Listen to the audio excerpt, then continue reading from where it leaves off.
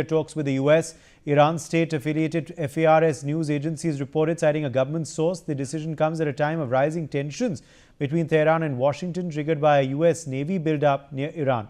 The naval deployment follows repeated warnings from US President Donald Trump, who has threatened possible military action after Iran's recent crackdown on widespread anti-government protests.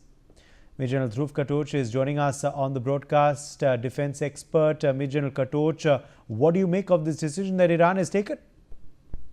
Thank you, Uday. Uday, in my view, I think President Trump wants to make a deal very quickly with Iran. Now, that deal, of course, will be on the lines which President Trump wants it to be. And I think it will encompass just one facet. Iran will have to compromise on its nuclear program. If they are willing to do that, I think the deal will come through. All restrictions will be lifted, and I think Iran can get back to living peacefully. But I'm not certain whether the Iranian leadership will agree to any terms regarding the nuclear assets. Now, if that happens, then the deal is most unlikely, and then I have a feeling that possibly Trump may resort to military action, regardless of the consequences. Okay. Let me, in fact, also quickly address some more breaking news coming in. Iran's deputy for foreign policy, Ali Bagheri, has dismissed reports of transferring enriched uranium abroad. He said talks with the US do not involve nuclear material.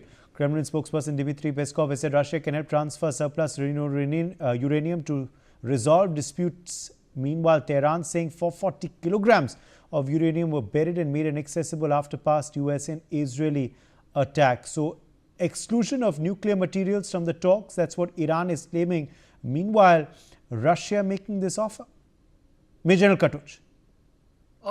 You see, the point is very simple. The whole game is about the nuclear program. There is nothing more to it and nothing less.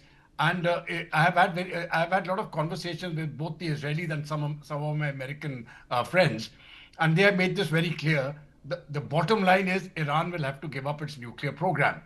Now, that is the only thing which is on the table. I don't think anything else is on the table. So if how the Russians come in and which way they wish to address the nuclear issue, I don't know. But ultimately, this is the only one-point agenda which Trump is going to have.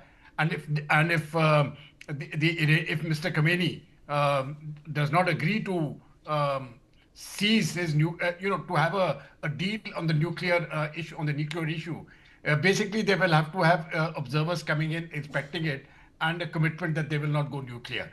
Now, if that can be done, then there will be peace. Otherwise, those facilities are going to be taken out one way or the other, and a regime change is going to take place, regardless of what anybody else says or does. This, I think, is the bottom line.